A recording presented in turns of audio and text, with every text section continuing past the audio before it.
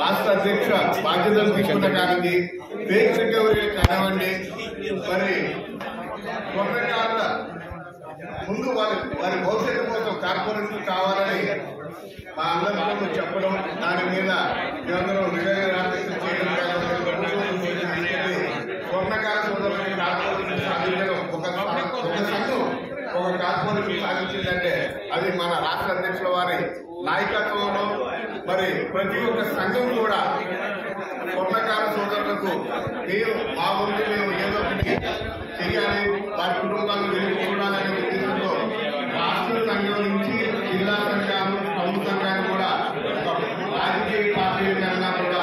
ధీటుగా పనిచేస్తూ ఈరోజు మీ అందరి సహకారంలో మన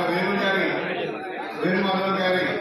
ఆలోచనలు అన్ని కలిపి ఈరోజు మన స్వర్ణకార కుటుంబాల్లో ట్రాన్స్ఫర్మేషన్ సాధిస్తున్నామంటే మనందరి కృషి, దానికి మన పెద్దయిన వేణుమాధవ్ గారి ఆలోచనలు అన్ని కలిసి వచ్చినాయి. మరి భవిష్యత్తులో కూడా వేణుమాధవ్ గారి నాయకత్వంలో స్వర్ణకార కుటుంబాలకు, స్వర్ణకార కుటుంబాలకు ఎటువంటి సమస్యలు రాకుండా మరి వారి నాయకత్వంలో మన ఎన్డీఏ ప్రభుత్వం నారా లోకేష్ గారు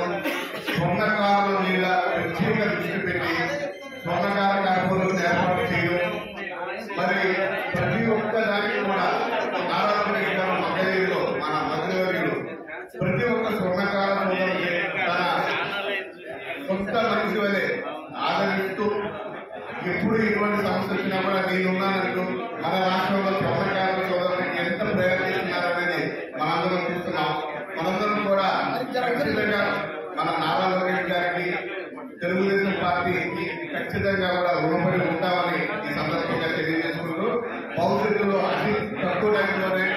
మరొకసారి వేణుమాధవ్ గారి నాయకత్వంలో మంగళగిరిలో